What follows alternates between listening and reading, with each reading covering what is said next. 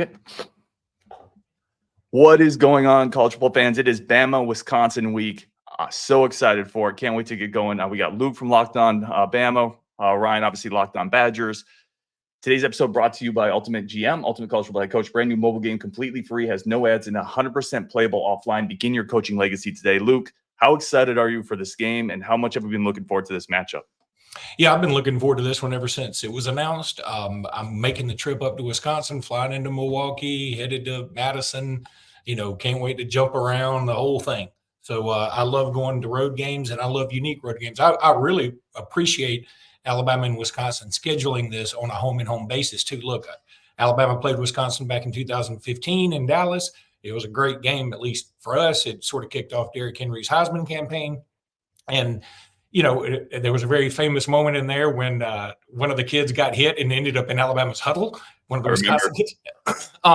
But I love those neutral site games because they did usher in a new era of Alabama. They started back with Clemson and Atlanta, and then they played teams like Virginia Tech and West Virginia and Michigan and Wisconsin and all those teams in the neutral site.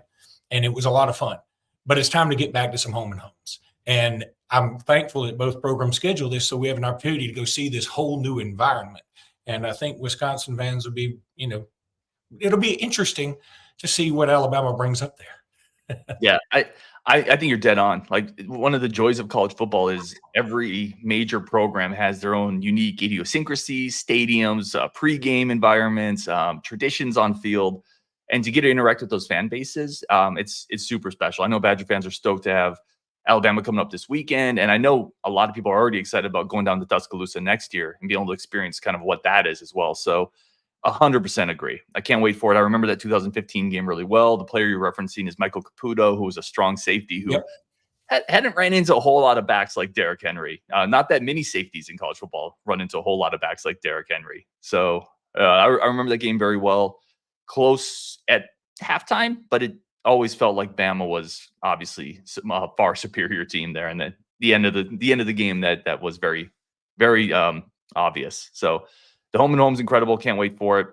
Let's just start off maybe with, I think both teams maybe a little bit, and you correct me if I'm wrong, obviously coming off that South Florida game where that was a bit of a contest going into the third quarter. Wisconsin has had a couple games that haven't been quite as smooth either. What's the vibe right now for Alabama? I would say there's a bit of nervousness in the sense that the offensive line seems a little unsettled, and that is an issue. But my thing on this, again, feel free to correct me. I feel like South Florida's defensive line is probably quicker than Wisconsin's defensive line. I don't mean that as a slight, because Wisconsin's line is probably bigger and stronger. So they each have their pluses and minuses. But where I think it was a real problem for Alabama this past weekend is especially Will Conformity, number 75. He had a real problem dealing with the speed. And I think that playing a bigger, stronger team is more up Alabama's alley for this particular offensive line.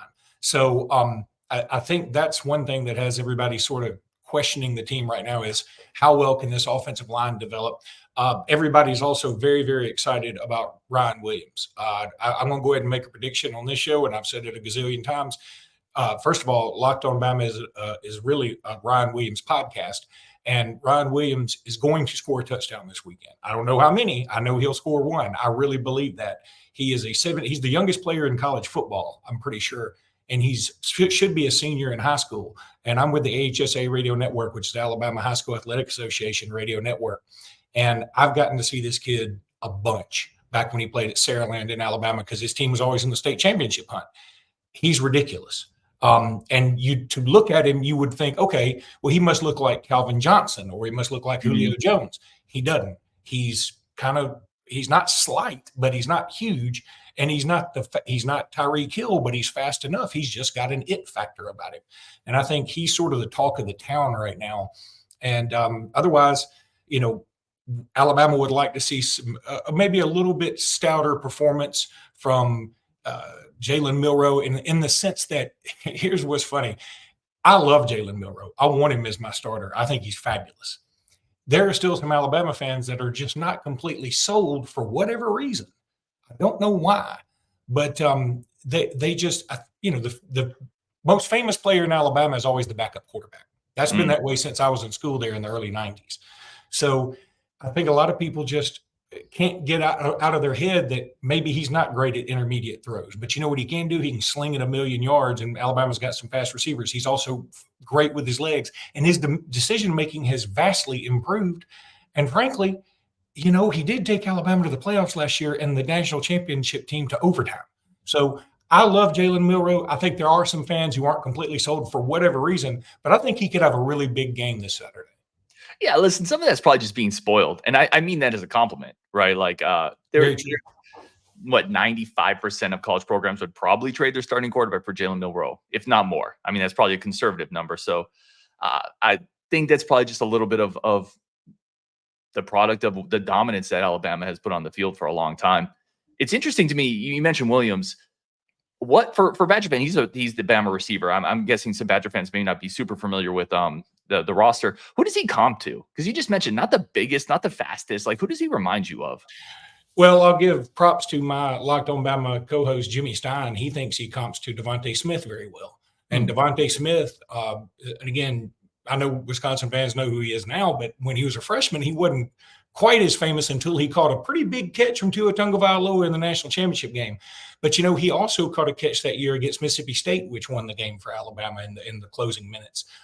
He is just a special player. He works really hard. And again, Devontae Smith sort of the same way. He's kind of slight, but he just runs crisp routes. He's fast enough. He's elusive. And he's also just mentally there. He's not like he's not flighty. He's not worried about him. He's like, okay, let's play the next play. If something happens wrong with this one, play the next play.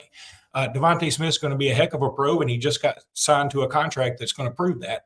And Ryan Williams is kind of the same way. Now, Ryan Williams, I will say this, is flashier than Devontae Smith. I've never considered Devontae the kind of guy to like be too braggadocious, even when he won the Heisman as a wide receiver. That just doesn't happen much. He's still a very humble guy. Ryan Williams, while humble enough, also has a little bit of wide receiver in him. And that's kind of cool because, if the one position you want to have some swagger is probably wide receiver or maybe defensive back. And Ryan Williams definitely has some swagger about him. Yeah, you're dead on. It's those spots.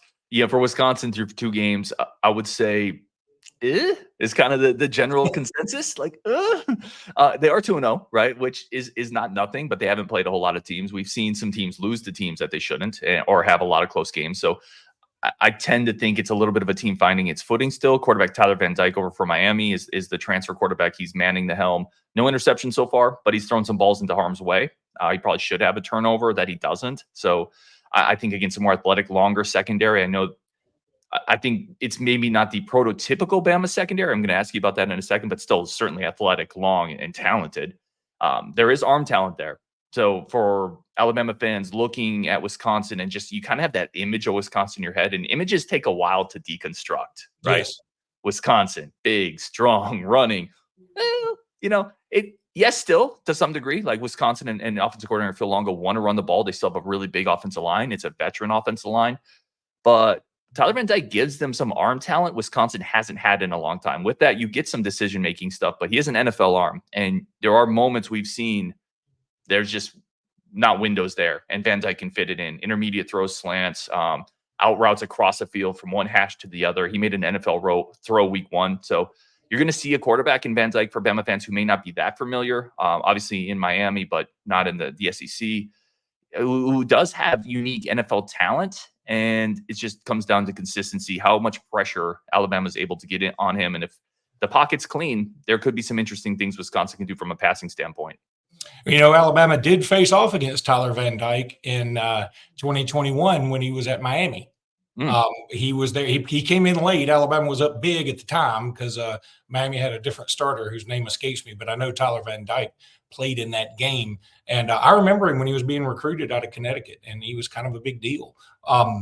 And I suspect he is pretty good. I find it interesting. He's only had 1 touchdown in 2 games, especially considering the opposition. And if that were the case, I would have thought, okay, well, Wisconsin, scored a bunch on the ground, and it didn't look like they really did that either. And I think that's what's going to be interesting is has Wisconsin put a lot of focus on this Bama game and maybe not tried to show their hand quite so much, and they almost got caught with their hand in the cookie jar in that first game. I mean, that was a tight one. I watched a lot of that one. So it's just going to be interesting. I know we're going to talk about matchups in the second segment. Yeah, I want to get into that because I want to ask you kind of the same question with USF and Bama, and maybe not so much was Bama looking ahead to Wisconsin, but were they kind of looking long-term at Georgia and trying to keep some things in the back pocket as well?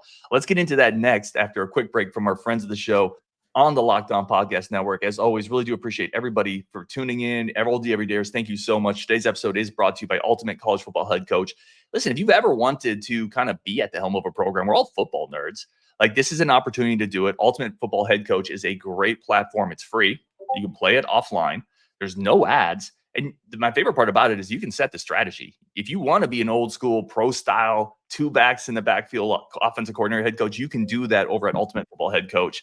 Download it from the App Store. You're going to go to ultimatetackcfb.com. You're going to use our 100% free boost. It's a great offer for Locked On listeners. Use code LOCKEDONCFB, all caps, in the game store. Ultimate College Football Head Coach. Begin your coaching legacy today.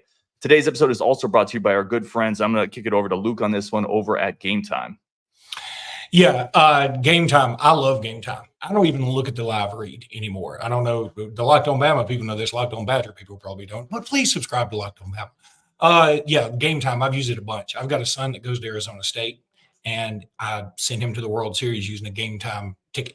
I bought my tickets for the Wisconsin game through Gametime for me and my friends. I've used it for college baseball. I've used it for concerts. I've used it for comedy shows. I've used it for college basketball, everything. I mean, whatever. And it's so easy. And if you watch our show, Jimmy and I don't know much about apps and phones because we're older. But Gametime makes it so easy for even somebody like me to use it. Please go there, use code LOCKEDON for $20 off your first order. I promise you'll use it again. You can find out where you're going to be sitting. You can see the view from your seat. That's what sold me on this ticket for Wisconsin. I got a great deal on it. So excited about it. And Gametime is absolutely the best. Go check them out. All right, let's get back into the show. Obviously, a great chance for both these programs to early season statement game. Let's get into what you just talked about, Luke, 'cause I think it's a super interesting point. You asked, was Wisconsin potentially either keeping some things under the hood or potentially looking ahead to Bama? I got to be honest, I don't think so, and that's scary. I think and I've talked about this on my show, and I'm curious your take because I want to ask you about USF game as well. I think this is kind of the new norm outside of a few programs for college football, right? Wisconsin brought in 3 or 4 transfer linebackers that are all playing a big role, transfer quarterback. There's a transfer running back who didn't play week 2, but Tyree Walker from Oklahoma. A lot of new pieces, not to mention a couple new coaches. It feels like a lot of programs are struggling with cohesion early in the year. I don't think you saw that as much, not just a Wisconsin thing or a Bama thing. You see it from Oregon. You see it from Notre Dame, obviously had a really bad one, right? I think there's more of that now. And I just kind of think the team is trying to find its footing a little bit, but I don't think they were purposely holding things back because they were in a dogfight. They could have lost week 1. And at that point, I'm sorry, you're breaking stuff out from under the hood because you got to win week 1. Otherwise, week 3 doesn't matter. Yeah, and I think all this, holding stuff back thing is generally oversold. I think the real point is it's very difficult to get 17 to 22-year-olds up for games every single week. That was something Nick Saban did a great job of, but what Nick Saban also did a great job of was amassing so much talent that, even if you had to plug somebody in, he was generally a 5-star or something like that. So, yeah, Alabama's had some continuity issues, I would say. And look, a lot of Alabama's key contributors over the last couple of years, like Jahmyr Gibbs, Jamison Williams, who those 2 guys are doing great things at Detroit right now. Those were transfers. Alabama's had some Jermaine Burton, who had a big season for Alabama last year, transfer. The guy who caught the most famous catch all last year, Isaiah Bond, transferred out of Alabama. So just dealing with transfers and dealing with this is so much more difficult now. And look, it's a sticky wicket, right? Because, you want the players to be able to have freedom of movement. You want them to have the same rights as, say, any casual student. But at the same time, there are a lot of livelihoods at stake here. So I think that we've got to find something rational that we can all agree upon. But for now, it sort of seems like a free-for-all, which does make it very difficult to have continuity. I know Hugh Freeze at Auburn, he's got a philosophy right now of I'm trying to recruit as many high school kids as possible and keep the high school kids here. Well, that's great in theory, and that's what everybody used to do, right? And it could work out fantastically. But the other side of that is, and you look at Dabo Swinney at Clemson, he's not using the transfer portal at all. I bet he wishes he had now after that Georgia game. And you got to find a good mix, and then you got to find people that fit your culture. And it's, the culture is different everywhere. I mean, everybody loves to say we have a winning culture. Well, not everybody does. And also, the kind of dude that's going to flourish at the University of Miami is different than the kind of dude that's going to flourish at the University of Iowa. So you have to find the dude that fits what you are. And I think Alabama's done an okay job of that so far. And frankly, a lot of guys that are going to be starting for this particular team aren't transfers. I mean, Jeremy Bernard is a wide receiver that came over from Washington, but see, he has some continuity, not with the team, but with the coaching staff. Right. Also, Parker Brailsford, the center. Alabama very famously had a center last year that's now starting at Ohio State that just couldn't snap the ball to Jalen Milro well. It just never worked, and it cost Alabama several times. And now they've got a dude, he's smaller, but he's really good at what he does, and he snaps it very well. And he has continuity because he's also from Washington.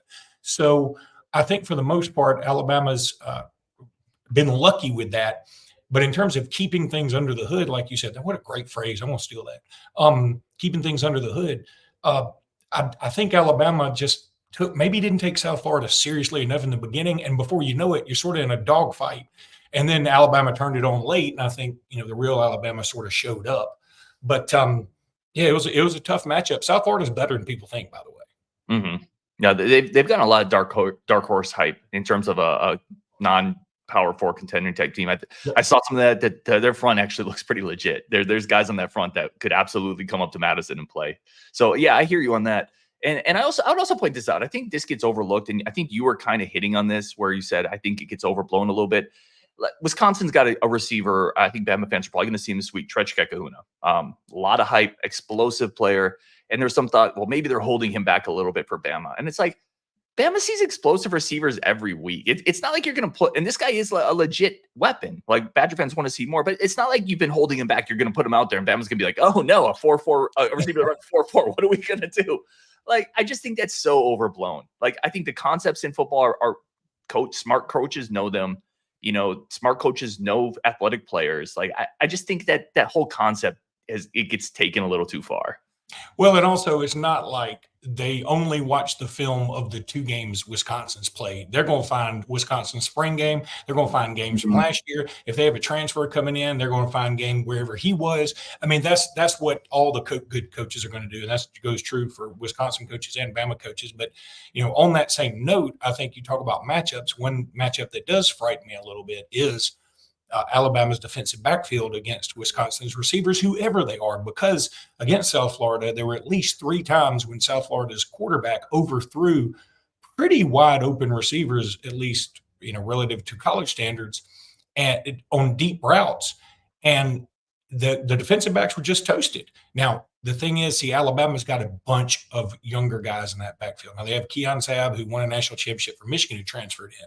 And they've got Damani Jackson, who transferred in from USC. But he spent a lot of time injured, even going back to high school. So this is really his first true season in like several seasons. Then you've got Jalen Mbakwe and Xavier Brown and Zay Mincy. These are all true freshmen, very talented, all 5-star quality guys. But they're inexperienced. So that's why I've been saying all along, I really love the way Alabama's schedule sets up. You start off with somebody relatively easy in Western Kentucky, and that worked out well. Alabama 6-3-0. Then you play somebody a little tougher in South Florida with a little bit of a different look, and they gave Alabama a fight. Then you play Wisconsin, who I think is better than both of them, and they will give you even more of a fight, and you do it on the road. Then you take a week off and you play Georgia. So, yeah, I think Alabama's schedule sets up pretty well for these guys to grow. Yeah, that's curious to me with the secondary, because Wisconsin does, I mentioned in the opening, Van Dyke can push the ball. We haven't seen a lot of it yet, but the arm strength is absolutely there.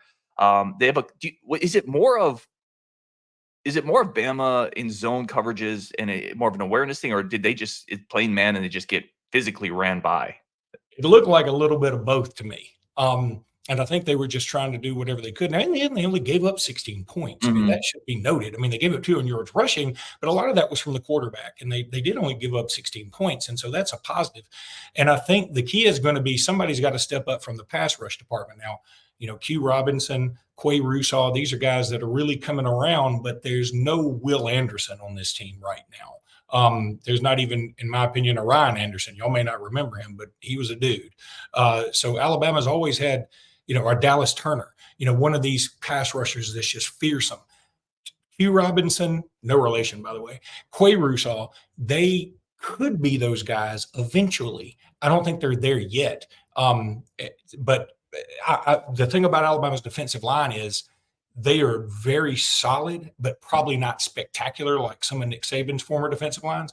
And so we're going to need a very consistent performance out of them for Alabama to take care of business this weekend. Interesting. Yeah. The for the Badgers on the receiving side, talking again that secondary matchup, which also ties into the pass rush, which you talked about.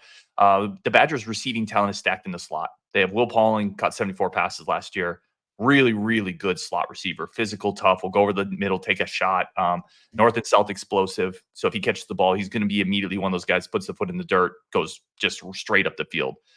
Really good player there. And then they have Trechka Kahuna, the other guy I mentioned, who a lot of Badger fans and coaches have talked about. We have to get this guy more touches. They've been getting him on kickoff returns, been getting him some smoke screens, those little receiver screens. So they want to get him the ball. I expect to see more of that this week. I don't know from a Bama standpoint, matching up with slot receivers, how that looks. The boundary receivers for Wisconsin, the bigger 6'2 guys, 6'1 guys, those results have been more difficult to find. They're still searching for more answers there. And I would call the boundary receivers a little more middle of the pack, and the slot receivers a much bigger part of this offense.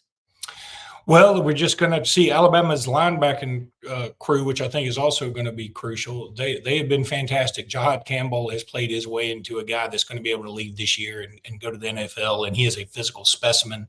He looks like one of those Nick Saban recruits. Deontay Lawson is sort of the leader of the defense. Kid out of Mobile, that area always produces great talent, and he's been fantastic. So I think Alabama's going to have their hands full with some of these slot receivers for sure, but it's all going to depend on the kind of pressure they get. And meanwhile, I think what's going to be crucial for Alabama is to get a lead on Wisconsin, because I get the sense, and feel free to correct me, that if Wisconsin isn't great playing from behind, they're really good playing with the lead. They may not be as great playing from behind, playing catch up. Yeah, I think you're dead on with that. And I think you throw into the factor as well, home field advantage, right? If Wisconsin, if you go in early, and this is true, this isn't just Wisconsin, Camp Randall, it's true anywhere. Death Valley, you go to Tuscaloosa, anywhere you go, if you come in and you punch him in the mouth early, the crowd kind of sits down. You go up 14-0. Yeah, and Wisconsin isn't great playing from behind because the passing game's been inconsistent, but more so, Wisconsin desperately needs this. Bama's a better team. They're more talented top to bottom. But if you can get up 14-0, 7-0, 10-0, whatever it is, if you can build hope, then that crowd gets behind you. Early season road game for Bama, who knows at that point, right? So I think for both teams, that early start is incredibly important. All right, let's take one more quick break. We'll come back with some keys to the game. I want to talk a little bit about that Bama rushing attack and why it's kind of terrifying for me as a Badger fan with some of the things we've seen early season. We're going to get into that next on Locked On Badgers. And, Locked On Crossover. I'm so used to saying Locked On Badgers. Locked On Badgers, Locked On Bam. We're going to get into that next. But first, a quick break for our friends of the show over at FanDuel. We both like FanDuel. I know we talked about it before the show. I love that it just helps spice up the weekend, spice up the nights. I always say this, do it responsibly, but it is a super easy, simple to use interface. You talked about, I'm the same way, man. Like some of the younger generation, they just, apps and these new technologies, it's a second language to them. I'm kind of like a caveman where I kind of bang around with it. FanDuel's not like that. Super simple, easy, fast to use. The user interface is organized. All the sports you want, great lines. We talked about the over-under in Wisconsin a lot this year. I'm sure Luke and Bama fans have talked their over-under as well. This is a great time to do it. Go over to FanDuel. Also a great new offer with NFL Sunday Ticket. You get the first 3 weeks for free if you have the YouTube TV platform, FanDuel.com. Great partners of the show. Luke, anything else you want to throw in on FanDuel? Well, I'd go to FanDuel. I mean, there's so many other ways you can wager on these games. I mean, there are lots of ways to put something in and get in on the action. I know we're taking me and two of my friends, and then one of my friend's sons is going with us, and he was using FanDuel last trip we went on last year at Kentucky, and I mean, he was just and he was just killing it and loving it. And FanDuel really does sort of spice up everything. And when you're Bama and you're playing at Kentucky like we were last year, and you're up big, hey, putting a little extra while you're in the stands keeps you into the game pretty good. I love it. FanDuel is the official sports book of the Locked On Podcast Network. All right, let's get into some more keys of the game, a few matchups. I want to, Luke, I think, honestly, if you talk to Badger fans that are really in the weeds with this program, Wisconsin's rush defense is kind of low-key terrifying for us. It wasn't great last year. It struggled the first 2 weeks. It struggled the first 2 weeks against competition that, quite frankly, is not at near the level that Bama's going to bring to Wisconsin. I love your two running backs, that two-headed monster. I think both are really, really good watching film this week. Saw what they did week one. My question kind of is, because I'm telling you right now, Wisconsin's defensive line is going to struggle to stop the running game. I think they're going to have to bring people in the box. I think they're going to have to take some chances with run blitzes, which is going to leave some receivers on islands. I think they're just going to have to do it. But my question is kind of twofold. Will Bama just commit to running the ball? Like, will DeBoer be that patient if it's just working? And if Wisconsin brings guys into the box, does it then open up Milro on maybe some keepers of the RPO action or some play action passing? Yeah, I would say the things you're saying lead to a big Alabama win. Now, again, no disrespect to any Wisconsin fan listening. I'm just saying you're playing right into Bama's hands, if you ask me, because I can tell you, I know DeBoer enjoys the passing game. I mean, obviously at Michael Penix, and I mean, he was fantastic last year, took him all the way to the national championship game. But you've got an absolute thoroughbred back there in Jalen Milro. Now, again, intermediate passing, sometimes questionable. Deep passing, never questionable. He can sling it, and he can also take off. He had a big-time run, 60, 70 yards that was called back for a holding call, sort of a ticky-tack holding call this past weekend. But, people remember Milro from a couple of years ago, his long touchdown run against Arkansas that sort of had everybody go, oh, my God, we didn't know it was Bryce Young had gone out that game. Injured, and Milro stepped up for like a 75-yard down to the 1 yard line. It was incredible. He's one of the fastest players on Alabama's team too. And then you talk about Justice and Jam, the two running backs. They're both great. I mean, they're sort of interchangeable. They run similar running styles, if you ask me. And if Wisconsin does commit to stopping the run, and then you've got one-on-one against Ryan Williams, that's not going to be pretty. And I mean, Jeremy Bernard, Kendrick Law, Kobe Prentice. These are wide receivers that, again, it's not exactly, the foursome of Henry Ruggs and Jerry Jeudy and Devontae Smith and Jalen Waddle, but it ain't as far away as you think. And Ryan Williams is ultimately going to be a first-round pick. I think these other guys that I just mentioned will get drafted, just not in the first round. And then on top of that, you've got some other receivers, and Alabama's trying to work in the tight end some right now. So I feel like the defense you're talking about plays right into Alabama's hands. Yeah, that's kind of terrifying.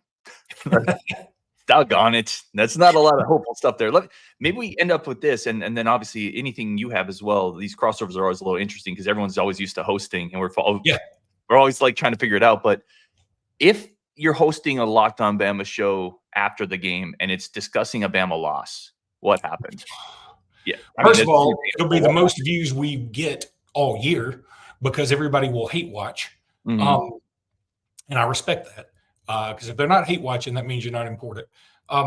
It would be tough. Alabama fans expect to win this. I mean, I just looked it up on ESPN. It's like on their predictor, 92%, Alabama win, which I think may be a little high. I mean, I respect Wisconsin. I think this is going to be difficult. And my buddy Jimmy Stein, my co-host on the show, he put a list out of Alabama's last, say, like 14 road games.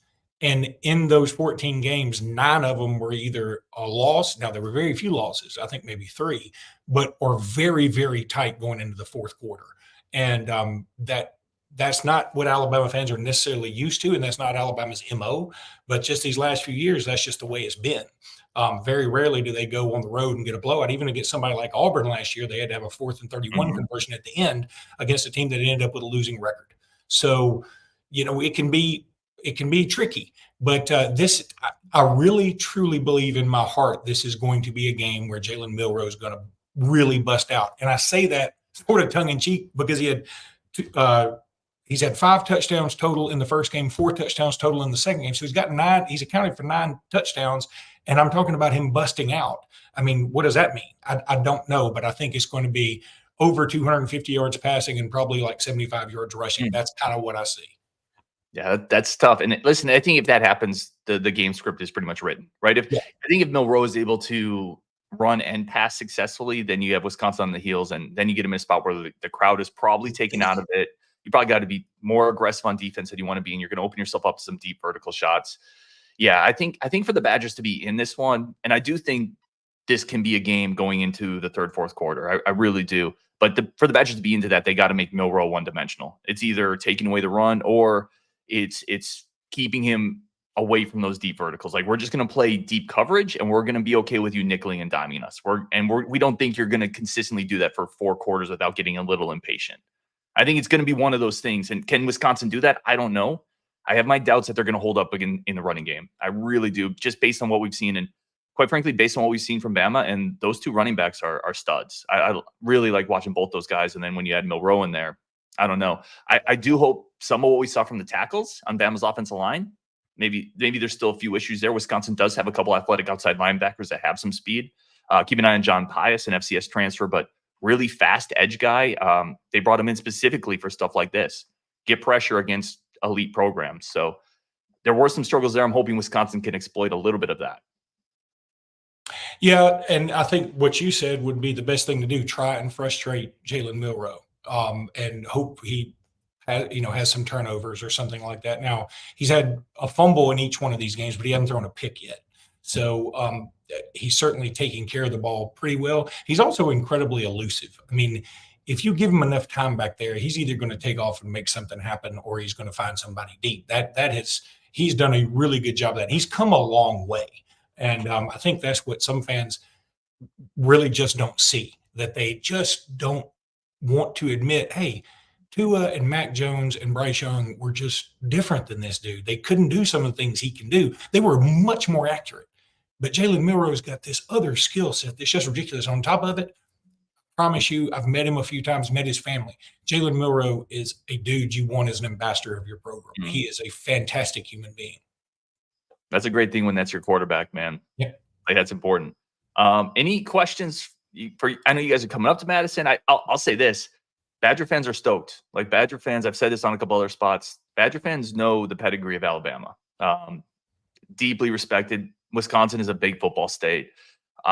They're have circled this game for a while. They understand the magnitude of being able to host in Alabama. Like, to get that game you mentioned at the start as a home and home, it's a big friggin' deal. And people are really excited for it. I think there's some nervous energy as well. Like, you never want, for years, this was like the Nebraska thing. You'd be really excited to host a game, and then it would end up 41-3. There are some Badger fans that are a little worried that this game could get out of hand, but everyone's excited to host Bama. Everyone understands the pedigree. For all your fans and listeners that are listening, we know how big of a deal it is being able to host we appreciate that, and I'm excited to go, because this is not one of those games you would suspect would happen. Like in my lifetime, hadn't been a lot of these home and homes. Now, obviously, we played in 2015, like we talked about, but you think about Alabama certainly been to Penn State, but they sort of have a history going back and forth. Alabama and Penn State had a rivalry for a long time. But Wisconsin, I think this is awesome. I'm so glad we did it. Alabama's got Oklahoma State coming up on the schedule, West Virginia, Florida State, Notre Dame, Ohio State. I mean, Virginia Tech.